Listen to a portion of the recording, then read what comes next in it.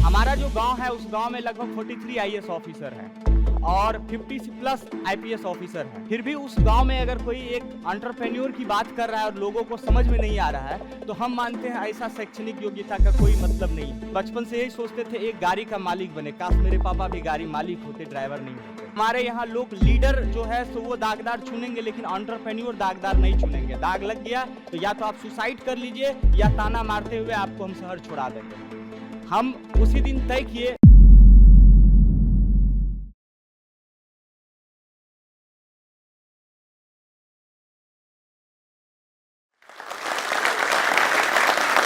नमस्कार, मेरा नाम दिलखुश कुमार है और मैं सहरसा जिला का रहने वाला हूं। सहरसा जिला से करीब 10 किलोमीटर दूर एक गांव है जिसका नाम बनगांव है। मैं वहीं से बिलोंग करता हूं।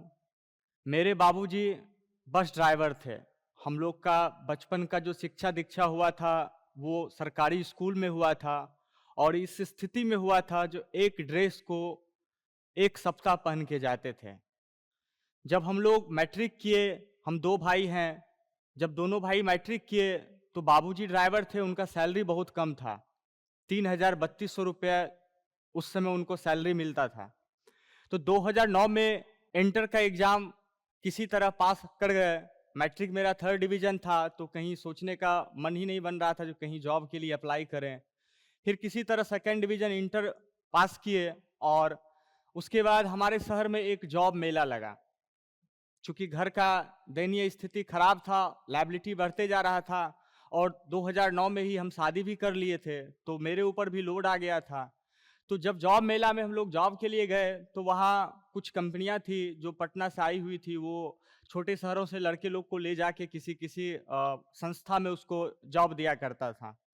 हम भी वहाँ अपना रिज्यूम जाके डाले थे तो पटना की एक कंपनी एक स्कूल में एक चपरासी का पद खाली था। उस पद के लिए हम आवेदन किए थे और हमको इंटरव्यू के लिए पटना बुलाया गया।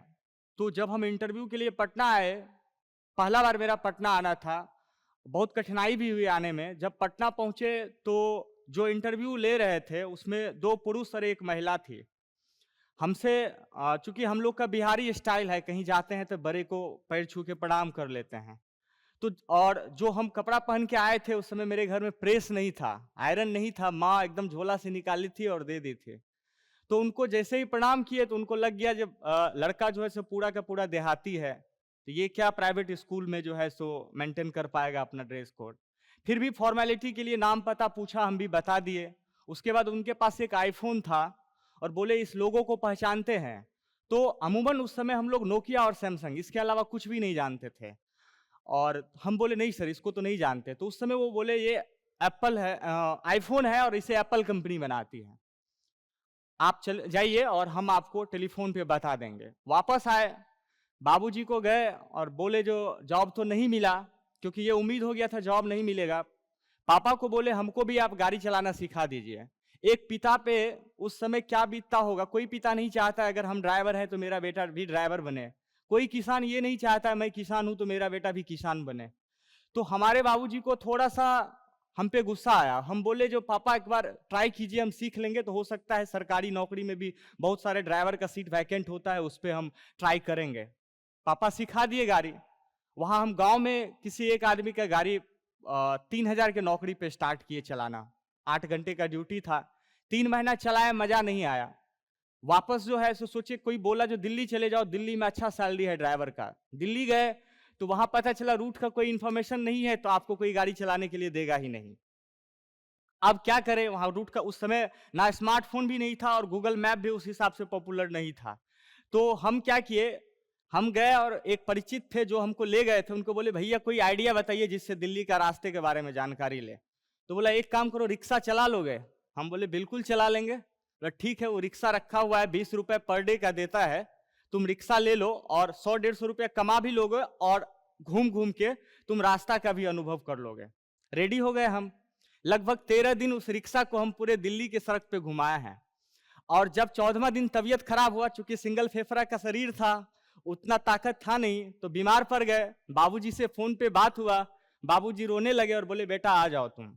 हम आ गए, बोले हम कमा रहे हैं किसी तरह गुजारा कर लेंगे।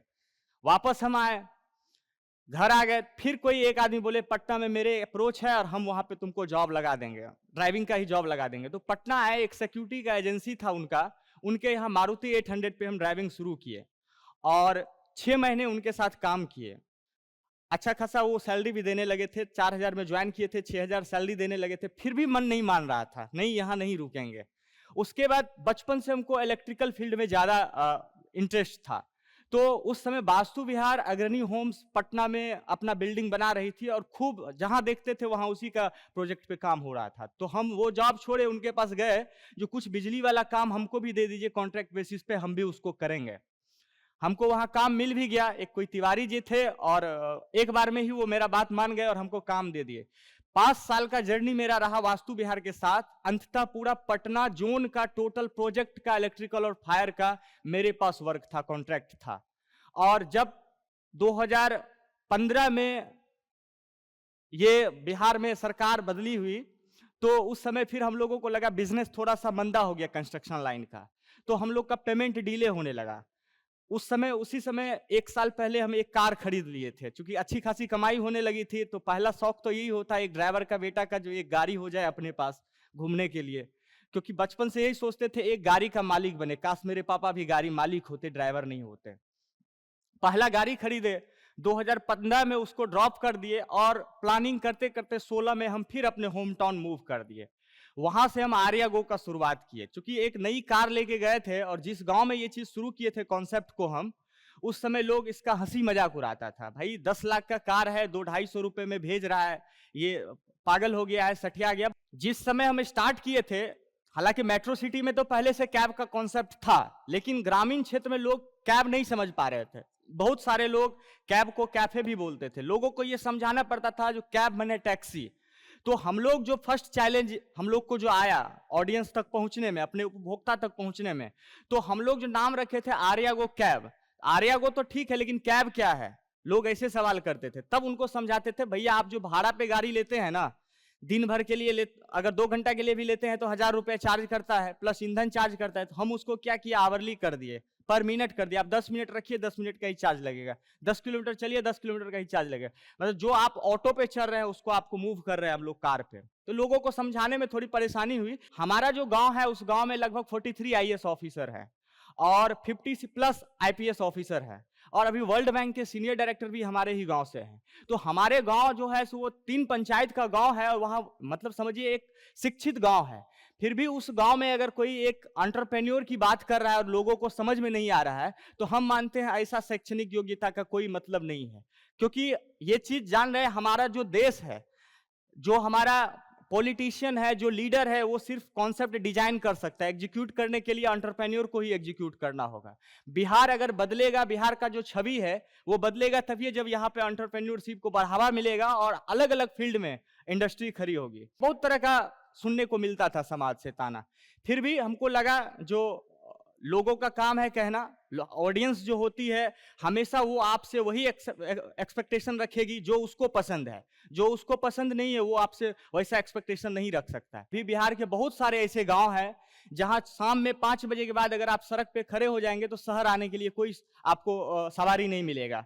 आपको या तो कोई भाड़े की ऑटो करके आना पड़ेगा या कोई भाड़े का जो 4 व्हीलर होता है वो करके। तो हम लोग इसको क्या किए, इसको कैब बेसिस पे ला दिए, टैक्सी ला दिए, टैक्सी बना दिए, जो आप घर बैठे ही कॉल कीजिए या मोबाइल एप्लीकेशन पे बुक कीजिए, आपके डोर स्टेप तक पहुंचेगा।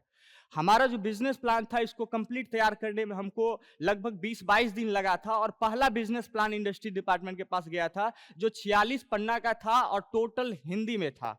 उस समय के प्रधान सचिव थे डॉक्टर एस सिद्धार्थ।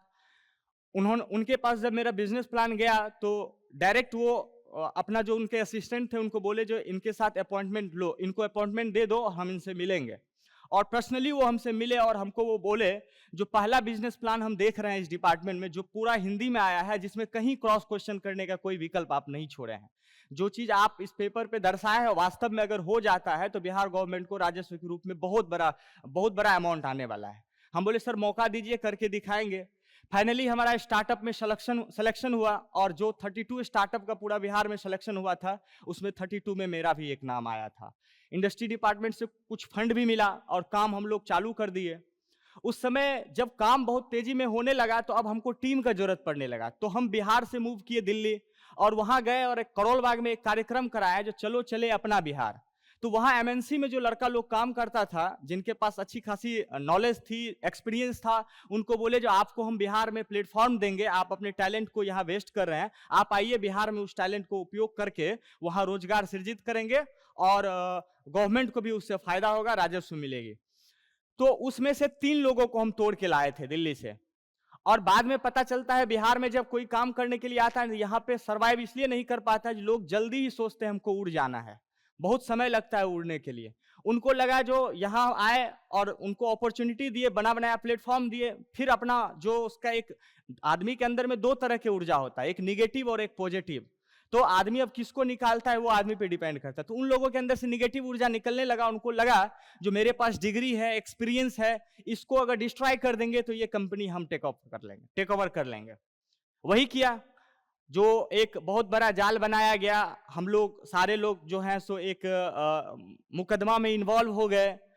उसके बाद उस कंपनी को टेक ओवर कर लिया और 8 महीना उस कंपनी को चलाया। जब हम लोग इस मुकदमा से बाहर निकले और फिर इस कंपनी को अपने कमांड में लिए, तो जिस समय हमारी कंपनी गिरी थी तो हमारी कंपनी के पास लगभग उस समय 40 टैक्सियां रन कर रही थी और एक शहर में ही रन कर रही थी।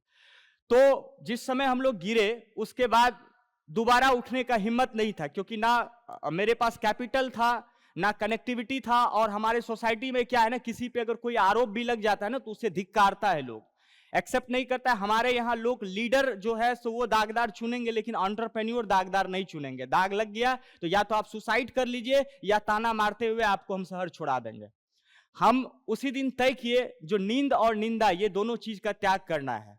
तो जो हम सोते थे उस सोना को हम त्याग दिए, मात्र 2 घंटा सोते थे, और जो निंदा था जो लोगों से मेरे कानों तक पहुंचता था उसका भी हम त्याग कर चुके थे।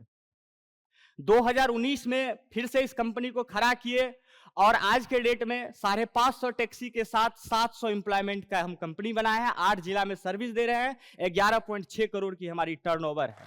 और आने वाले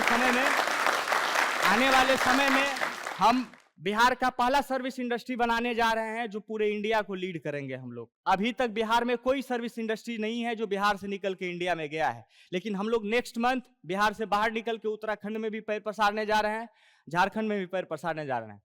तो यंगस्टर को हम लास्ट एक ही शब्द बोलेंगे, जो आपके अंदर जो क्रोध है, क्रोध सबको आता है। अगर हमको भी उस समय बहुत क्रोध आया था जब मेरे साथ षड्यंत्र चला था, लेकिन हम क्रोध का जवाब जो है, प्रतिक्रिया, उसको गाली देकर, लठ से मारकर या उसके साथ लड़ के नहीं दिए। हम क्रोध को संकल्प में परिवर्तित किए और उसी संकल्प का नतीजा है जो आज इस कंपनी को हम खड़ा कर पाए। जब हम जीरो से, मतलब एक बार नहीं 2 बार खड़ा हुए हैं।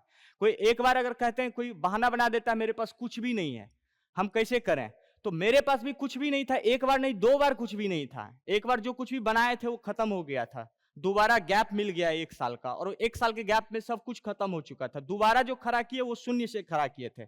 मैं कर सकता हूं तो सब कर सकता है, बस यही है दृढ़ संकल्प और पागलपंती। पागल आपको बनना होगा, क्योंकि इतिहास गवाह है जो भी आदमी कुछ चेंजेस लाया है वो पागल ही कहलाया है, और पागल ही चेंजेस लाता है।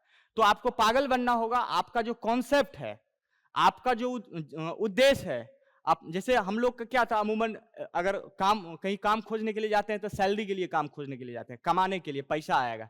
लेकिन हमारे लिए क्या हुआ ना, आर्यागो को हम अपने पैसा का जरिया नहीं बनाए, कमाने का जरिया नहीं बनाए, इसको हम अपना जीने का उद्देश्य बना लिए और संकल्प ले लिए जो सांस उसी दिन बंद करेंगे जिस दिन इसको एमएनसी में लिस्टिंग करेंगे।